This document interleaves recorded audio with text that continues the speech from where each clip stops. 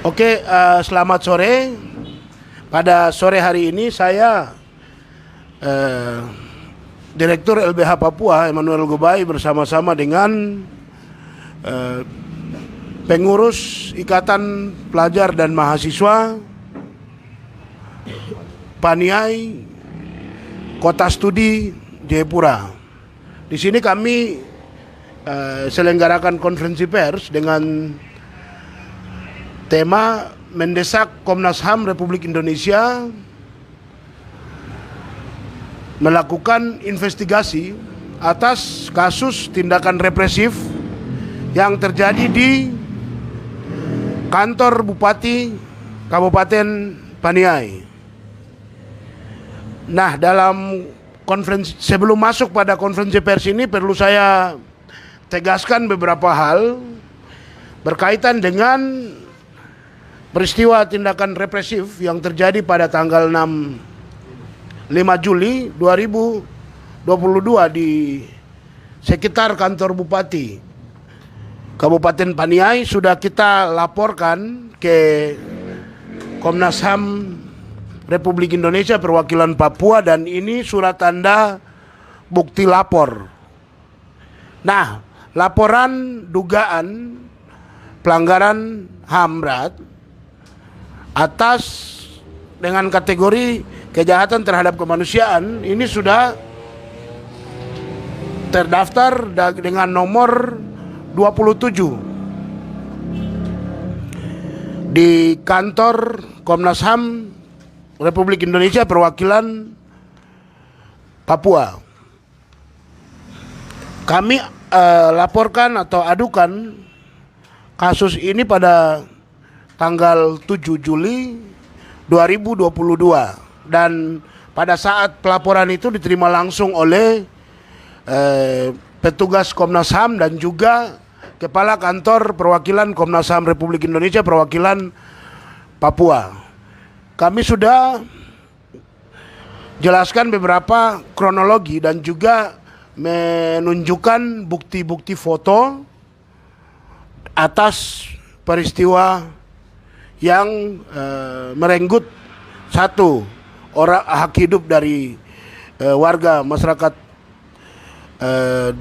yang ada di Kabupaten Paniai dan juga 2 orang mengalami luka-luka akibat tindakan represif dengan menggunakan senjata. Nah, sebelum kami akan berbicara lebih jauh, saya akan memberikan kesempatan kepada perwakilan dari mahasiswa Paniai yang ada di Kota Studi Jayapura untuk menyampaikan kronologi yang diperoleh dari saksi mata di lapangan atas peristiwa yang terjadi pada tanggal 5 Juli 2022.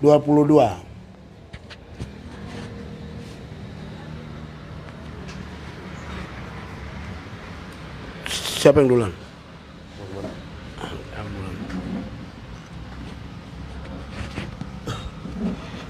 Oke, shalom, selamat sore. Selamat sore untuk masyarakat Papua, lebih khususnya masyarakat yang ada di Kabupaten Paniai. Terima kasih untuk kesempatan yang diberikan kepada saya. Di sini saya akan menceritakan kronologis kejadian secara singkat tentang kerusuhan atau pembubaran paksa yang dilakukan oleh aparat kepolisian terhadap masyarakat di Kabupaten Paniai di halaman kantor Bupati Kabupaten Paniai. Di sini sebelumnya saya mau sampaikan ada beberapa hal yang harus saya sampaikan. Yang pertama, turut berduka cita bagi keluarga korban Donatus Naipa atas meninggalnya Donatus Naipa di halaman kantor Bupati Kabupaten Paniai. Di sini langsung saja kita masuk ke kronologis. Awalnya tanggal 28 Juni itu BPMK keluarkan surat undangan.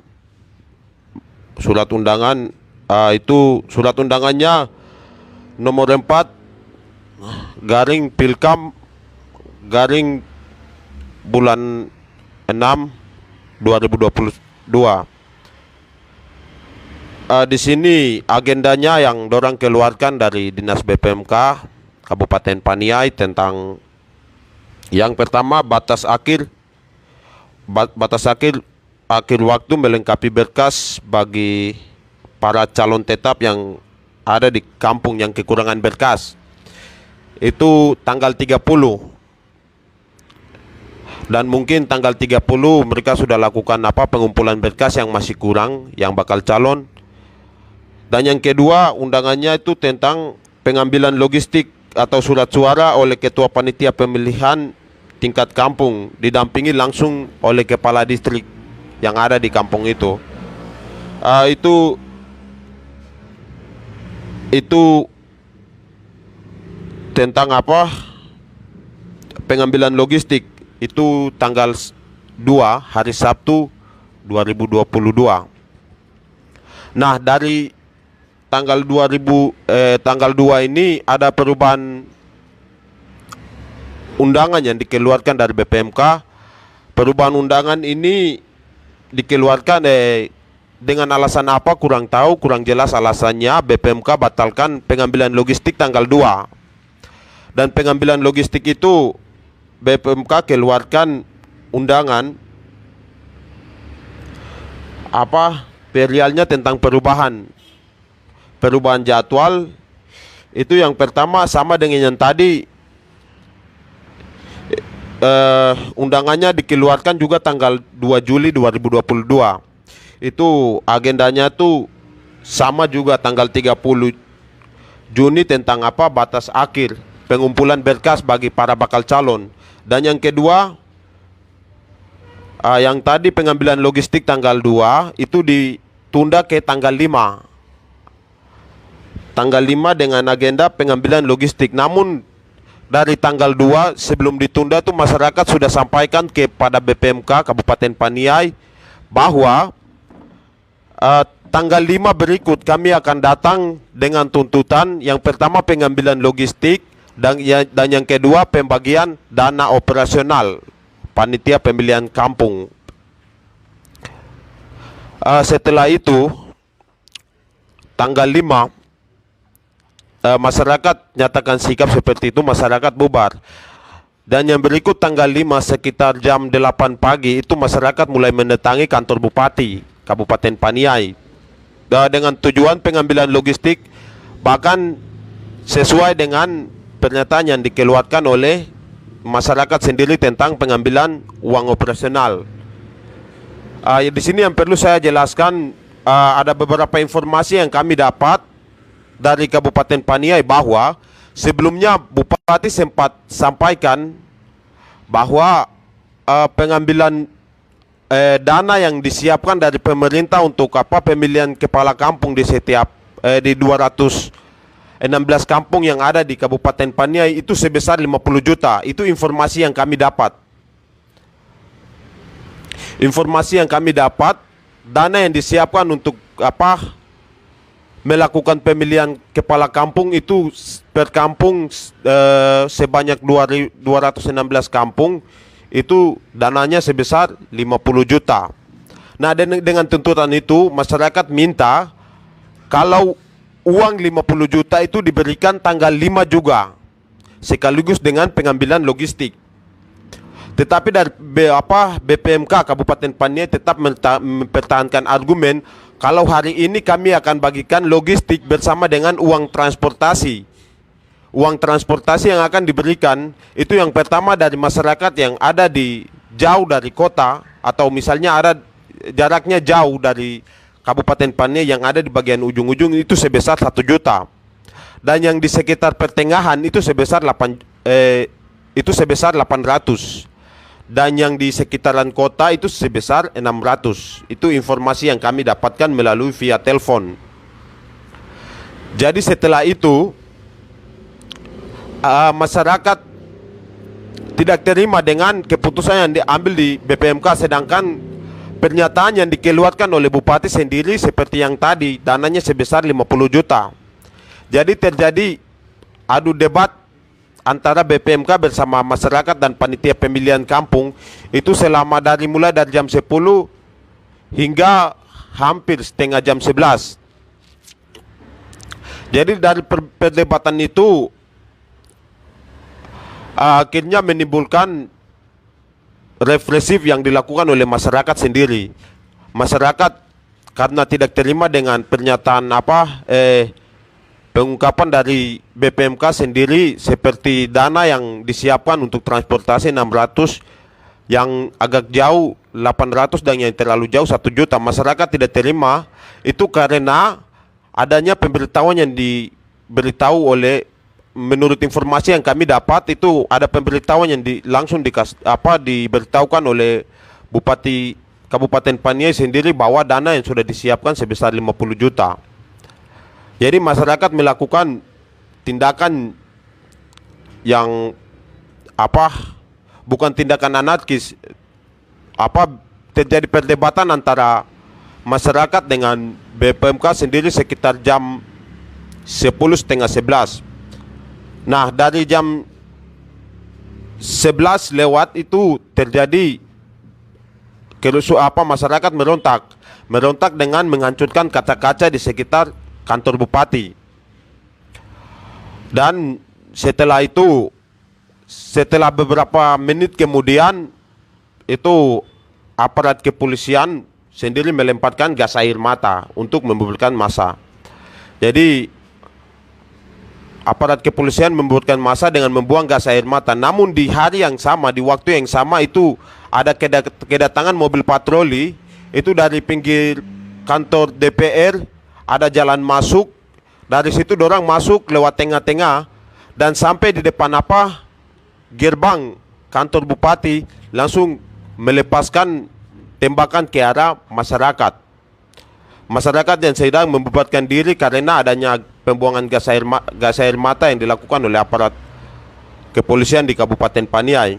Setelah membubarkan diri, dari adanya asap yang dihasilkan dari pembuangan gas air mata itu terjadi beberapa penembakan. Masyarakat mendengarkan bunyi tembakan. Setelah berapa jam kemudian, sekitar jam 3, itu masyarakat melihat bahwa ada satu orang yang tertembak di bagian lambung atau perut, dan satu orang yang bernama Alpius Giai itu di bagian kaki, dan Demianus Songgenau sendiri di bagian tangan. Kronologis kejadian yang dialami oleh Donatus Naipa sendiri sebagai korban yang ditembak meninggal dari rumah sakit itu setelah lari jauh berada dari kantor bupati itu sendiri, di depan kantor dinas pendidikan. Dinas pendidikan itu tempat di mana yang terakhir pihak aparat kepolisian terakhir turun dari mobil patroli yang akan membuat penyerangan terhadap masyarakat, itu pas di depannya kantor dinas pendidikan. Nah, di situ kronologis penembakan atau penembakan yang dialami oleh Donatus Naipa sendiri kami belum tahu pasti. Tapi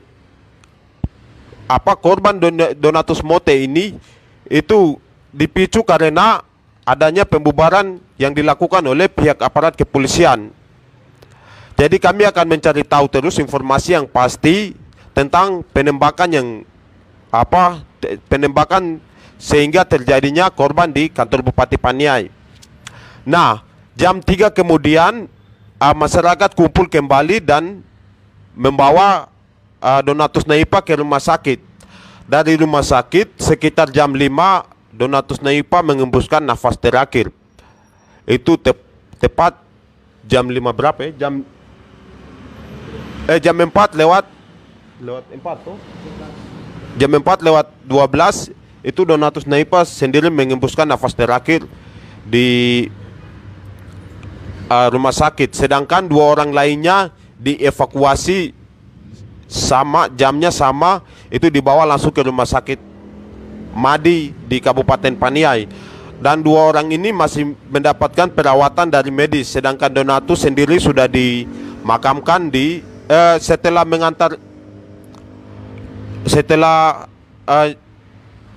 Donatus Naipa mengembuskan nafas terakhir, itu masyarakat beserta keluarga korban membawa Donatus Naipa menggunakan kursi tidur yang ada di rumah sakit.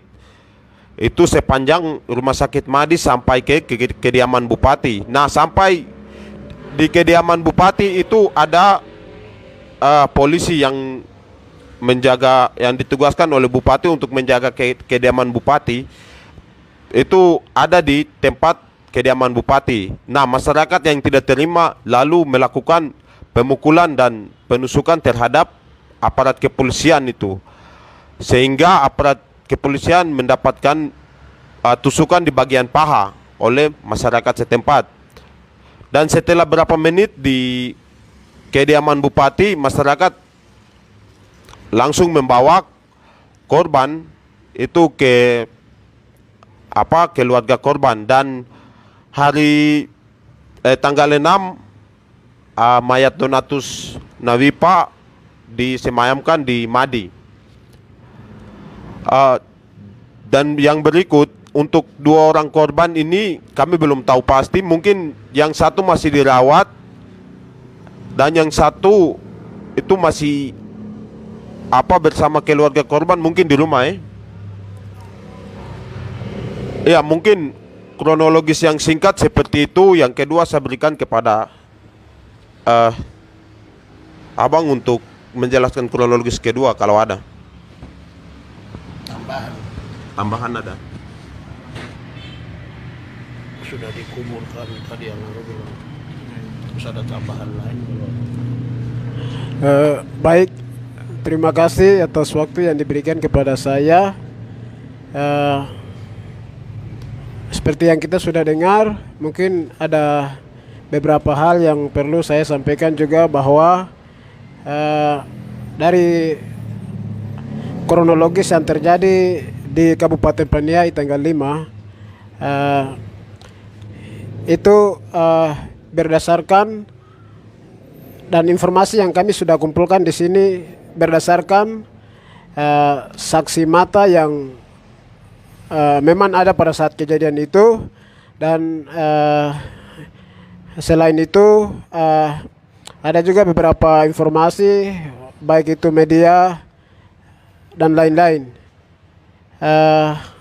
Setelah kami tinjau informasi lebih lanjut, korban setelah dari kediaman Bupati, pada saat itu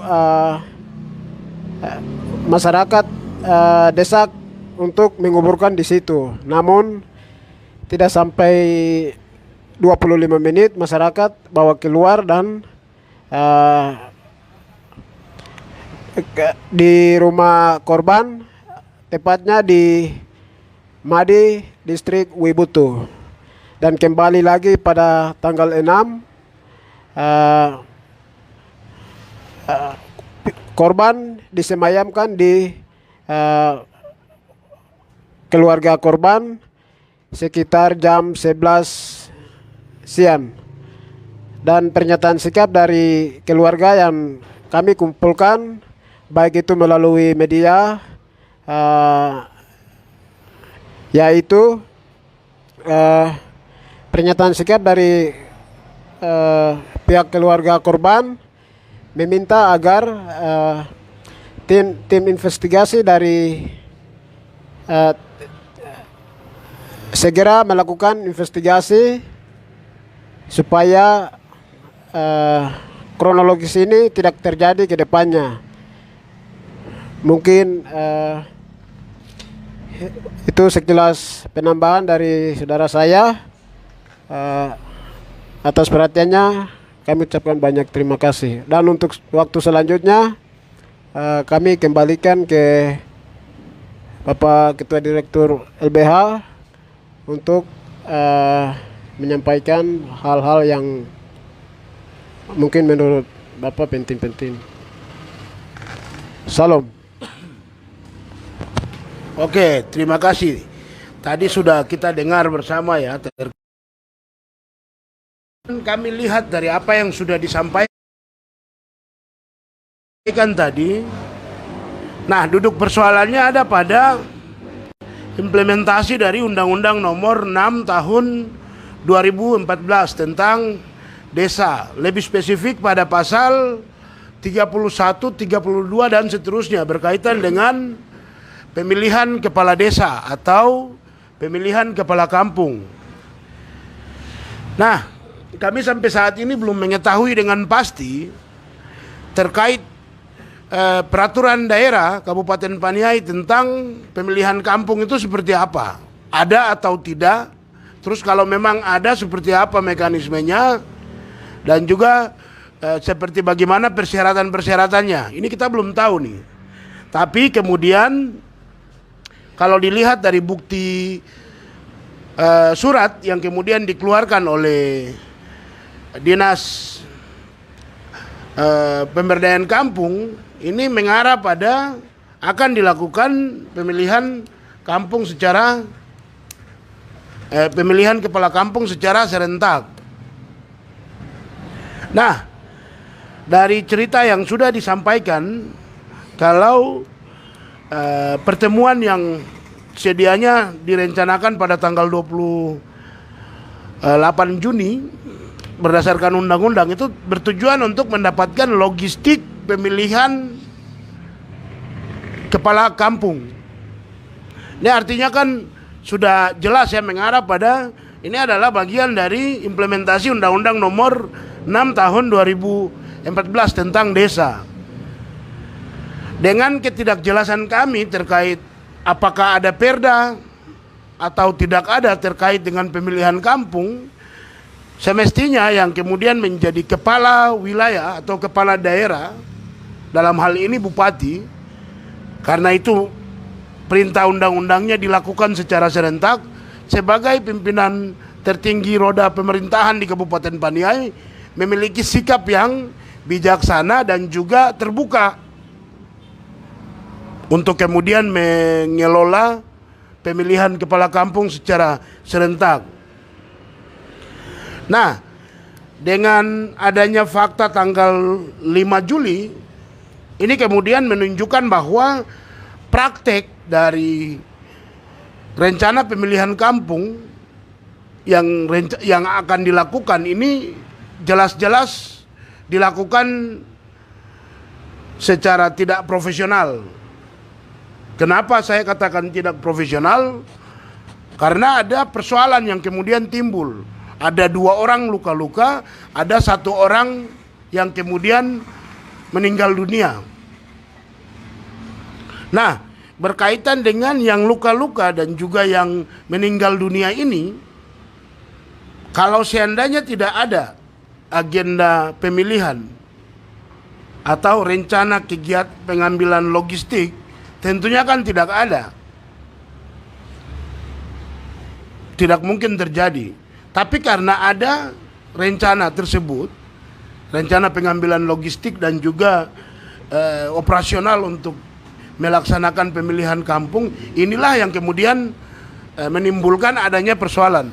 Nah, dengan itu artinya kita sudah bisa melihat siapa yang memiliki agenda tersebut dan siapa yang harus bertanggung jawab atas peristiwa ini. Nah, dari kita sudah mengetahui siapa yang harus bertanggung jawab dan siapa yang memiliki agenda ini, selanjutnya pertanyaan muncul, apa alasan aparat keamanan ada di situ? Itu yang pertama. Yang kedua, siapa yang memanggil aparat keamanan ke sana?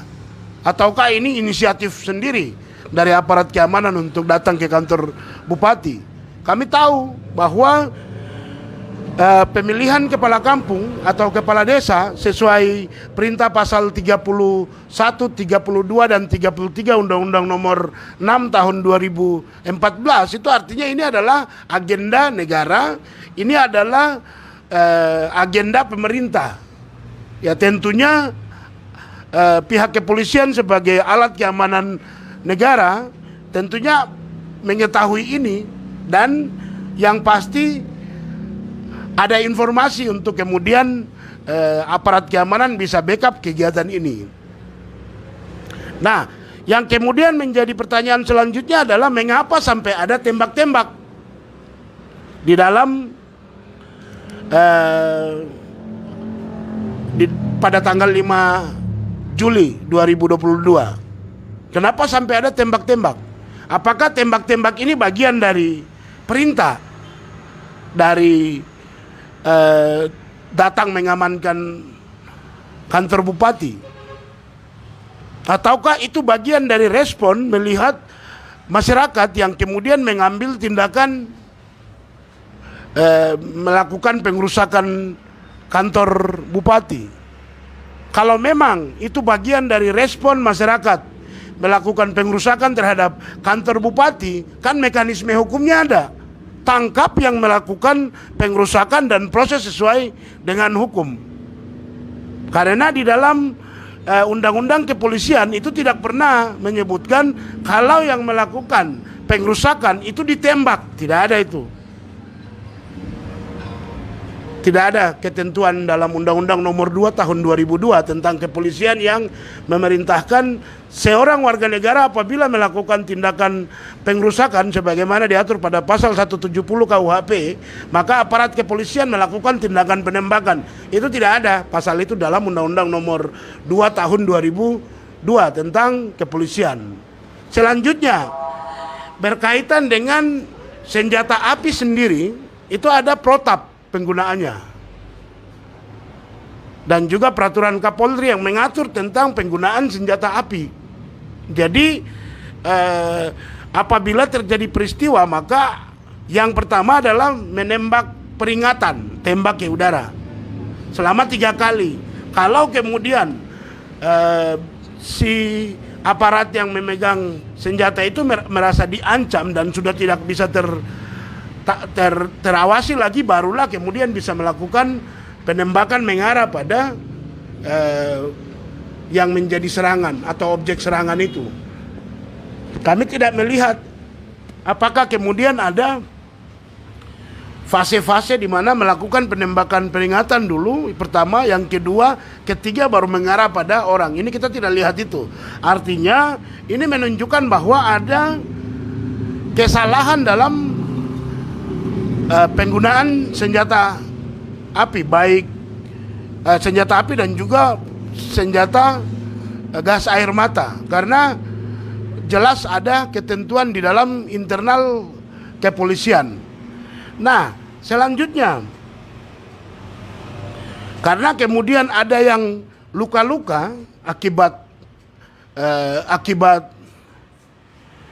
senjata yang akibat penggunaan senjata, maka kami sudah bisa menyimpulkan bahwa yang terjadi di sana adalah penyalahgunaan senjata api atau pelanggaran Undang-Undang Darurat Nomor 12 Tahun 1951.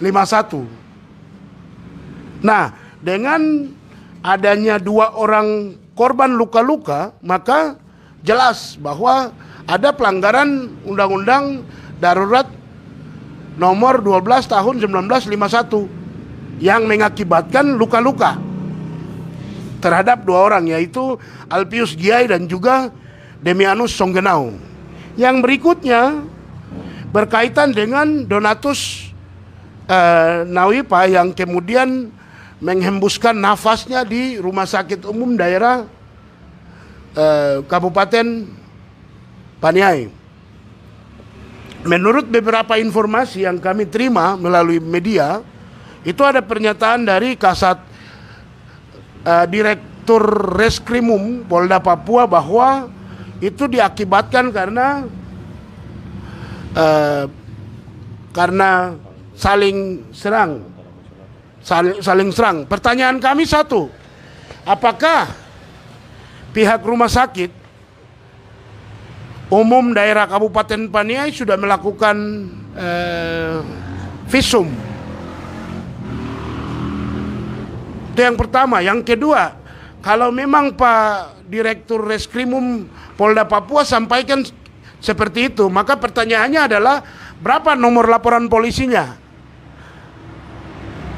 atas kasus ini? Siapa yang melaporkan kasus ini? Sehingga Pak Direktur Reskrimum bisa sampaikan bahwa ini adalah saling serang. Semestinya kan ada dulu nih laporan polisi yang dilaporkan oleh korban ataupun oleh saksi mata di situ ataupun oleh masyarakat yang ada di situ ke pihak berwenang, dalam hal ini kepolisian. Kemudian polisi membentuk tim, mengeluarkan surat tugas dan melakukan penyelidikan. Dan kemudian mengambil juga keterangan visum dari rumah sakit. Kalau memang visum masih kurang, dilakukan penggalian dan lakukan otopsi. Ingat, untuk otopsi maupun visum yang melakukan itu adalah pihak rumah sakit, bukan polisi. Kami juga belum mendapatkan keterangan dari pihak rumah sakit umum daerah yang memeriksa Donatus Naipa terkait penyebab meninggalnya Donatus Naipa akibat apa, itu kita belum ketahui. Kemudian bisa ujuk-ujuk Pak Dires Krimum Polda Papua sampaikan seperti begitu. Memangnya beliau yang melakukan otopsi? Kan tidak. Jadi ya atas kondisi itu yang pasti Donatus Naipa itu hak hidupnya terlanggar karena dia sudah meninggal dunia. Yang berikutnya, terlepas dari apa penyebab dia meninggal, yang pasti perutnya luka dan berdarah. Luka dan berdarah ini disebabkan karena apa?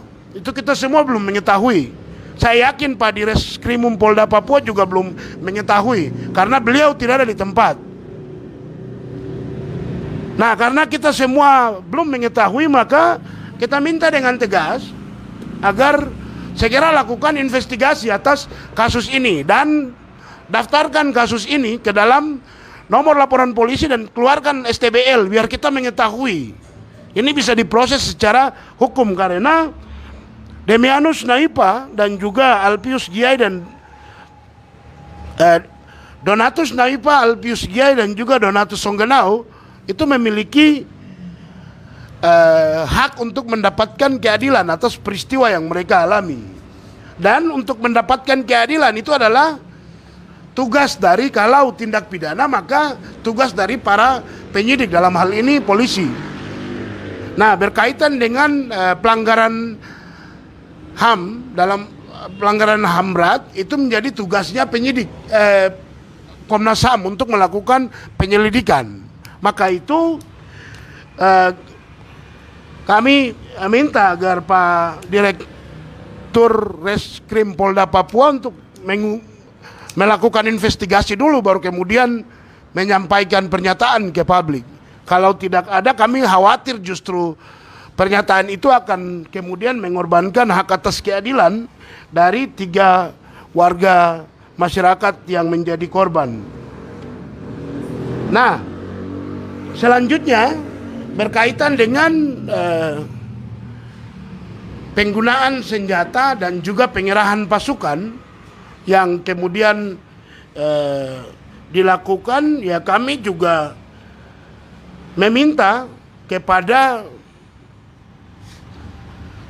pengerahan pasukan ke tempat kejadian ya pada saat tanggal 5 Juli 2022. Kami juga minta kepada Propam Polda DIY untuk melakukan penyelidikan dan juga penindakan atas fakta tindakan penyalahgunaan yang terjadi pada tanggal 5. Jelas-jelas tindakan penyalahgunaan ini bertentangan dengan peraturan pemerintah nomor 2 tahun 2003 tentang disiplin kepolisian. Maka itu kita minta kepada Propam Polda DIY, Propam Polda Papua untuk segera mengirim tim dan memeriksa oknum anggota polisi yang menggunakan senjata senjata gas air mata dan juga senjata api pada saat turun ke lingkungan kantor Bupati Kabupaten Paniai. Dengan adanya penindakan kode etik kepada oknum yang nakal, oknum yang salah menggunakan senjata api maupun water cannon, ini akan gas air mata ini akan memberikan hak atas keadilan bagi korban dan juga sekaligus akan membenah institusi kepolisian dari praktek-praktek yang tidak profesional. Maka itu kita minta untuk ke Propam membentuk tim dan memeriksa oknum polisi yang hadir pada tanggal 5 Juli 2022 di lingkungan kantor Bupati Kabupaten Paniai. Yang berikutnya, kami juga tegaskan kepada Bupati Kabupaten Paniai untuk bisa melakukan pemilihan kampung menggunakan mekanisme hukum yang berlaku di Indonesia secara umum dan juga di Kabupaten Paniai secara khusus. Kami sampai saat ini belum menemukan peraturan daerah tentang pemilihan kepala kampung. Fakta yang terjadi sampai ada 3 orang korban akibat tindakan represif ini semua bisa terjadi karena praktek pemilihan serempak yang dibuat secara tidak profesional oleh BPMK maupun juga tanpa pemantauan ataupun arahan yang baik dari Bupati Kabupaten Paniai. Sehingga kepada Bupati Kabupaten Paniai untuk segera membentuk regulasi yang baik agar ke depan tidak terulang lagi praktek-praktek kekerasan yang kemudian berujung pada adanya korban, baik itu korban yang meninggal dunia maupun juga yang luka-luka. Nah, selain itu berdasarkan kronologi tadi, karena agenda ini adalah agenda yang diketahui oleh Pak Bupati Kabupaten Paniai, maka Bupati Kabupaten Paniai selaku pimpinan pemerintahan di Kabupaten Paniai wajib bertanggung jawab atas peristiwa ini.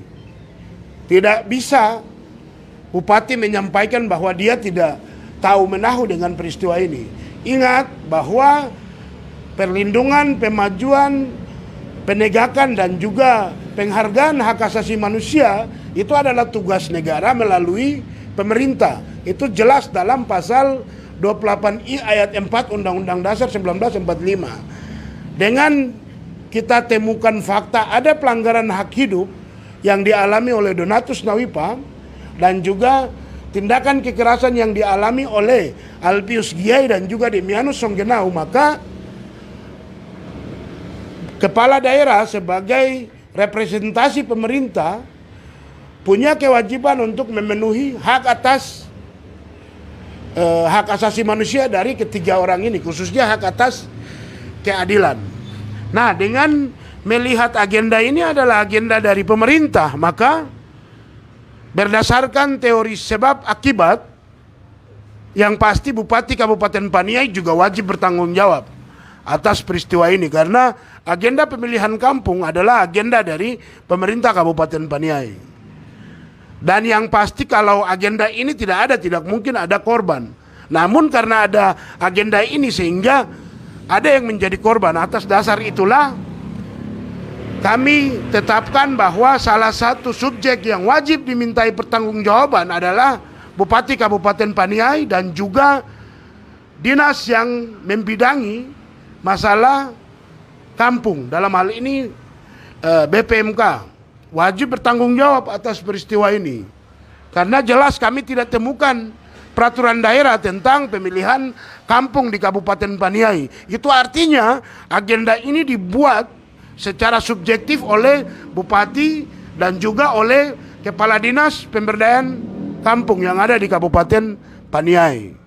Atas dasar subjektivitas itulah kemudian bisa menghadirkan aparat di situ dan terjadilah fakta penyalahgunaan senjata api dan juga gas air mata yang berujung pada ada yang meninggal dunia dan juga ada yang luka-luka. Nah, itu yang bisa kami tegaskan. Maka selanjutnya saya kembali mempertegas kepada publik bahwa atas persoalan pelanggaran hak hidup dan juga pelanggaran hak atas rasa aman bagi dua orang warga dan juga adanya pelanggaran hak hidup sudah kami laporkan ke Komnas HAM Republik Indonesia perwakilan Papua. Kami juga sampaikan bahwa yang kami laporkan sebagai subjek yang wajib bertanggung jawab atas persoalan ini, yaitu yang pertama adalah Kapolres Paniai yang memimpin di wilayah hukum Polres Paniai, karena anggota yang hadir di halaman kantor bupati adalah anggota dari Polres Paniai. Yang berikutnya, agenda ini adalah agenda dari pemerintah Kabupaten Paniai, maka kami juga melaporkan Bupati Kabupaten Paniai dalam kasus tanggal 5 Juli tahun 2022 yang terjadi di lingkungan kantor Bupati Kabupaten Paniai. Atas dasar itu, kami tegaskan kepada Komnas HAM Republik Indonesia di Jakarta dan juga Komnas HAM Republik Indonesia perwakilan Papua untuk segera membentuk tim dan lakukan investigasi atas laporan kami nomor 27 yang telah kami laporkan pada tanggal 7 Juli 2022. Selanjutnya, berkaitan dengan adanya penyalahgunaan senjata api yang jelas-jelas dan juga senjata gas air mata, kami minta dengan tegas kepada Polda Papua untuk melakukan penyelidikan atas kasus penyalahgunaan atau kasus pelanggaran Undang-Undang Darurat nomor 12 tahun 1951 yang terjadi di sekitar wilayah atau sekitar kantor Bupati Kabupaten Paniai. Yang berikutnya, kami juga tegaskan kepada Propam Polda Papua untuk segera membentuk tim dan memanggil oknum anggota polisi yang datang di lingkungan kantor Bupati Kabupaten Paniai pada tanggal 5 Juli 2022 dan diperiksa, karena apa yang dilakukan oleh oknum polisi yang hadir di lingkungan kantor bupati itu jelas-jelas bagian dari tindakan penyalahgunaan kewenangan yang jelas-jelas bertentangan dengan peraturan pemerintah nomor 2 tahun 2003 tentang disiplin kepolisian. Selanjutnya, kami juga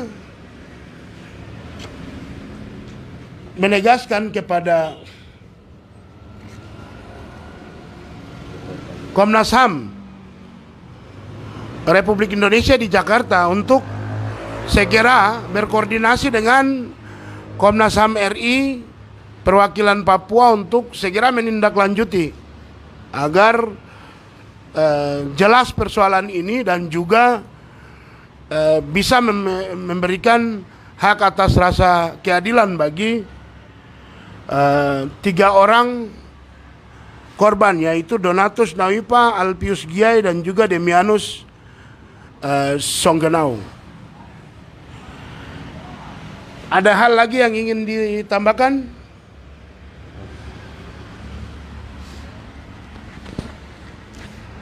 Oke, di sini ada satu hal juga yang ingin saya tambahkan, bahwa terkait dengan pembentukan penambahan desa di Kabupaten Paniai, itu kami minta surat bukti dari DPRP karena belum ada kejelasan yang baik dari DPRP, karena kami dengar informasi bahwa dari adanya 216 kepala desa yang kemarin sebagian dimekarkan itu belum ada persetujuan dari DPRP. Mungkin seperti itu saja. DPRD Kabupaten Paniai itu sendiri. Terima kasih. Oke, berkaitan dengan tambahan ini masih ada kaitannya dengan implementasi Undang-Undang Nomor 6 Tahun 2014 tentang desa di Kabupaten Paniai. Jadi ya kembali lagi kita masih mempertanyakan terkait perda tentang kampung di Kabupaten Paniai. Karena berkaitan dengan pemilihan, penambahan, pengurangan, itu semua harus jelas dasar hukumnya.